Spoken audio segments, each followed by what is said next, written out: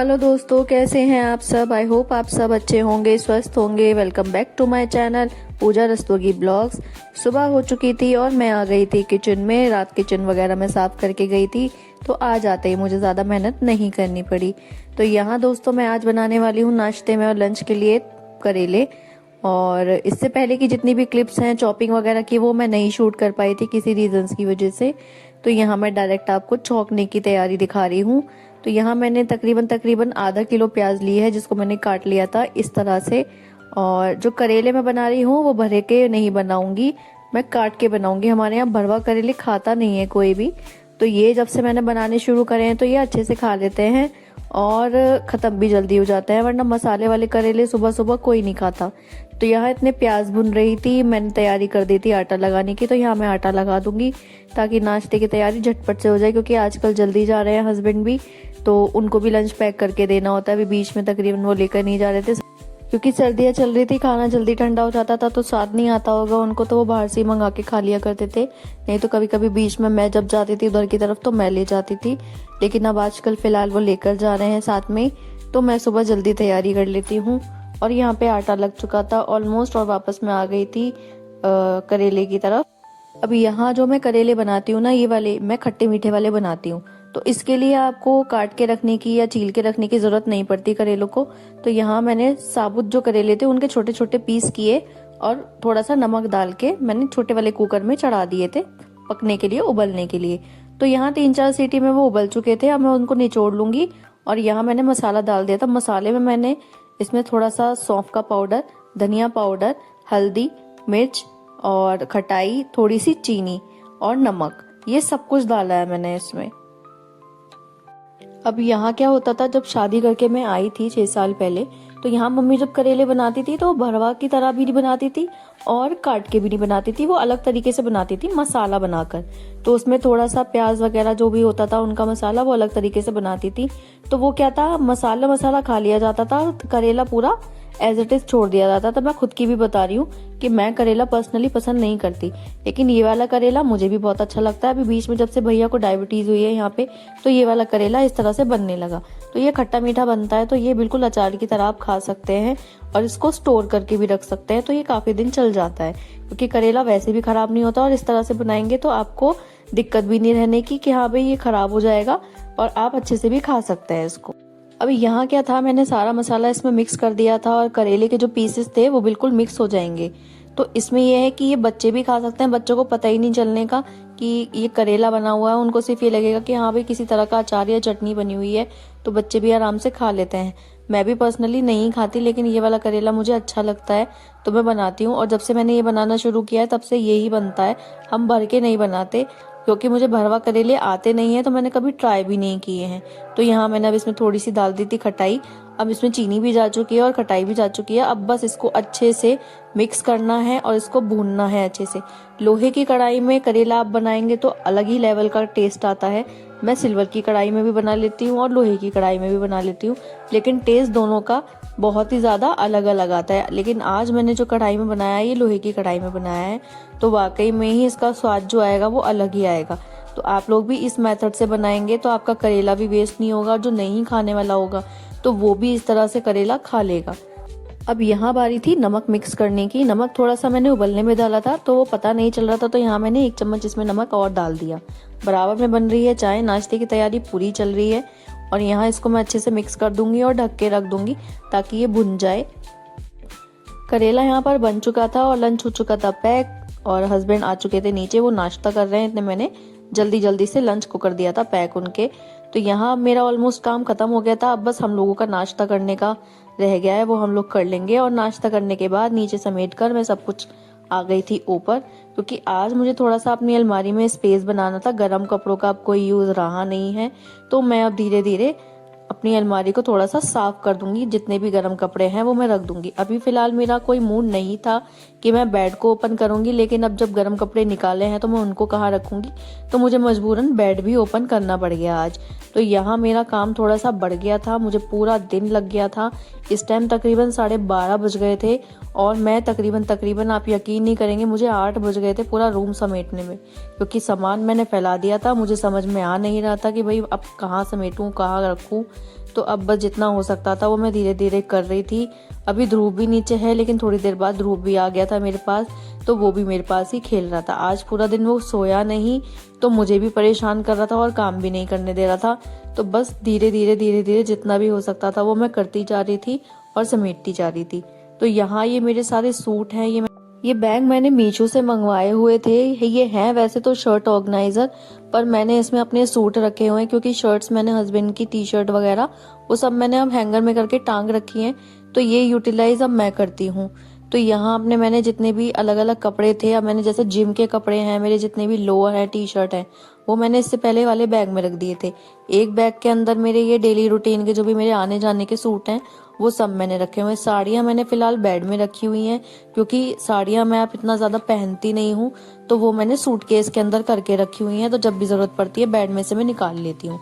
तो यहाँ ये सूट अब मैं लगा दूंगी, और उसके बाद मेरा ये अलमारी का थोड़ा बहुत जो काम है वो मेरा खत्म हो जाएगा, और अब बारी आ जाएगी फिर मेरा बेड खोलने की, जो कि मुझे बहुत ही ज्यादा आलस भरा काम लगता है। ये बहुत ही ज्यादा मुश्किल हो जाता है अकेले करना, क्योंकि एक तो स्पेस की दिक्कत ज्यादा रहती है, बेड में भी इतना ज्यादा सामान है, अलमारी में भी इतना ज्यादा सामान है, समझ नहीं आता कि सामान निकालें कहाँ और रखें कहाँ। तो बस पूरा टाइम यही रह जाता है मेरा तो।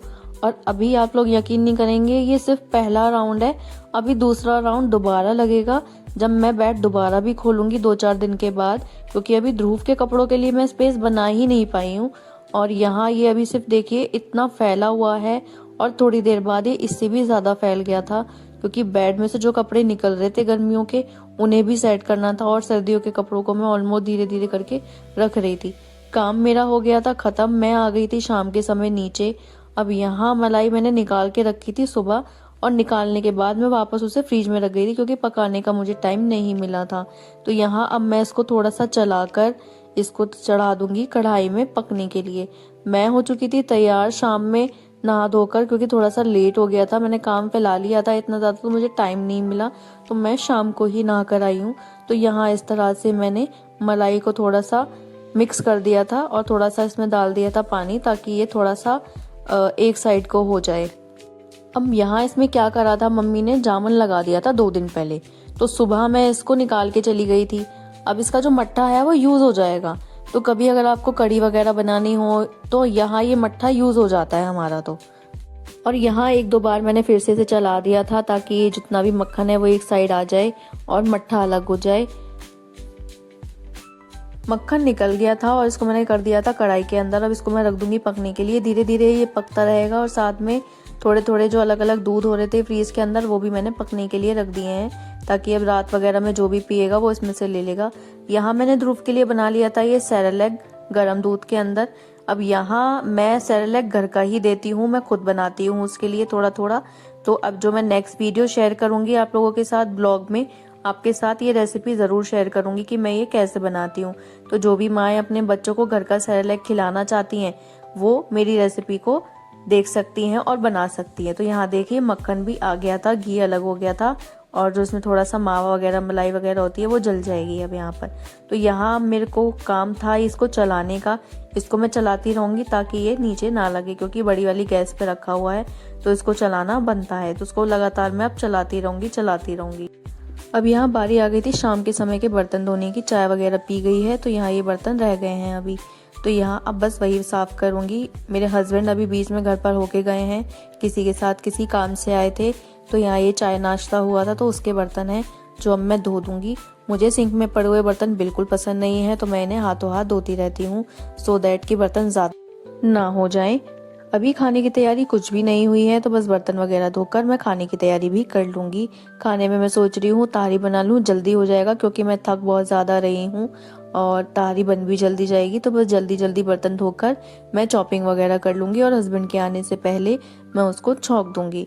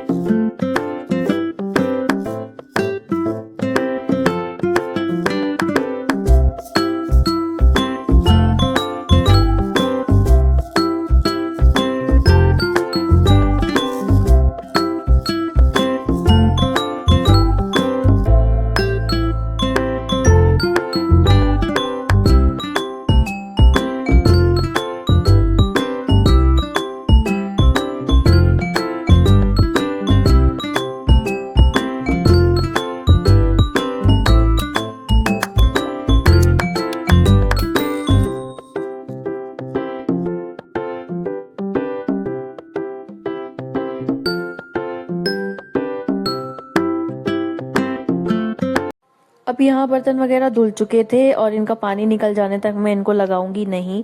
खाना बनाने की तैयारी मैं कर दूंगी शुरू, क्योंकि बहुत ज़्यादा लेट हो रहा था।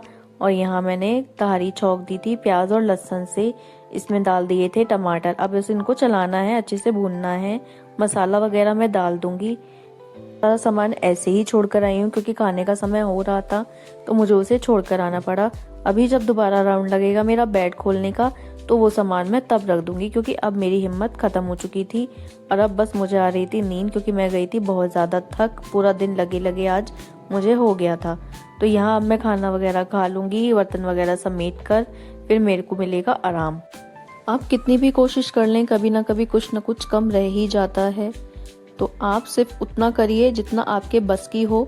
अदरवाइज किसी को खुश करने की कोई जरूरत नहीं, क्योंकि कभी भी कोई भी आपके कुछ भी किए से खुश नहीं होने का, उल्टा आपको ही मतलब आत्मग्लानि होगी कि आप भी इतना कर रहे हैं किसी के लिए, उसके बाद भी वो खुश नहीं हो रहा। इसलिए खुद को खुश रखने के लिए आप जो कर सकते हैं वो कीजिए, क्योंकि अगर आप सही हो ना, तो आपको कुछ भी साबित करने की जरूरत ही नहीं पड़ने की। टाइम अपने आप ही सबको साबित कर देता है। इसलिए बिल्कुल भी पीछे मत भागिए कि आपको ये साबित करना है या वो साबित करना है। आप बस देखते जाइए। वक्त बहुत ज्यादा बलवान है, घूम फिर कर जरूर आता है। कहते हैं ना कि कर्मा बैक, कर्मा रिटर्न्स, वो एक्चुअल में ही चीज है। मैं ये नहीं बोलती कि आप सब चीजों को भुला दें कि अच्छा किया है या बुरा किया है, पर हाँ, आपको एटलीस्ट इतना याद रखना चाहिए कि आपके लिए जो आपके टाइम पे खड़ा है, बुरे टाइम पे खड़ा है, एटलीस्ट उसको तो आप नजरअंदाज ना करें। तो यहाँ खाना पीना हो चुका था और भैया भी आ चुके थे आज टाइम से ही, तो सबने बैठकर गर्मा गर्म तहारी खा ली थी।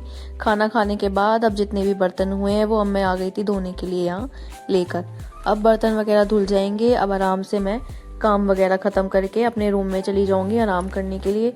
आज मेरे पैरों में, पूरी बॉडी में इतना ज़्यादा पेन हो रहा है, क्योंकि तबीयत मेरी काफ़ी दिन से ख़राब चल रही है। मैं बाहर मेडिकल से दवाई लेकर आई थी, तो उससे थोड़ा सा आराम लग रहा है। अदरवाइज़ हार्ट बीट वगैरह बहुत ज़्यादा दिक्कत कर रही थी। आज मुझे थोड़ा सा ठीक लग रहा था, तो आज मैंने काम फैला लिया, क्योंकि काम तो खुद को ही करना है। इसलिए आज हिम्मत करके थोड़ा सा काम मैंने बैठने वाला ही फैला लिया था। तो यहाँ बर्तन धुल चुके थे और अब बारी थी स्लैब और गैस को साफ करने की। यहाँ थोड़े बहुत चावल गिर गए थे प्लेट में निकालते टाइम, तो वो मैं हाथ में ले लूंगी, नीचे नहीं गिराऊंगी, क्योंकि अनाज को नीचे नहीं गिराते हैं, फेंकते नहीं हैं। तो यहाँ गैस भी कर दी थी मैंने साफ, क्योंकि शाम में और सुबह में मैं ऐसे साफ करके गई थी, तो सिर्फ गीले कपड़े से ही पोंछूंगी। तो मेरा रसोई का काम ऑलमोस्ट हो जाएगा खत्म और मेरा ढाबा हो जाएगा बंद। तो दोस्तों, आज का ये ब्लॉग हो जाएगा यहीं पर ही समाप्त। आशा करती हूँ आपको मेरे ब्लॉग्स पसंद आ रहे होंगे, और आपको मेरे ब्लॉग्स में कोई भी कमी नजर आती है तो प्लीज आप अपने ओपिनियन शेयर करते रहिए। मेरी कुछ बहनें हैं जो अपनी राय मेरे साथ शेयर करती रहती हैं, तो मैं उन पे काम करने की कोशिश करती रहती हूँ। मिलते हैं दोस्तों एक नए ब्लॉग के साथ, तब तक के लिए आपसे विदा लेती हूँ। आप लोग प्लीज सब अपना ध्यान रखिएगा, स्वस्थ रहिएगा, खुश रहिएगा, और प्लीज किसी को कुछ भी साबित करने की जरूरत नहीं है। समय अपने आप सब कुछ साबित कर देता है। तो मिलते हैं एक नए ब्लॉग में, तब तक के लिए बाय बाय, शुभ रात्रि, टेक केयर। आप लोग प्लीज अपना ध्यान रखिएगा।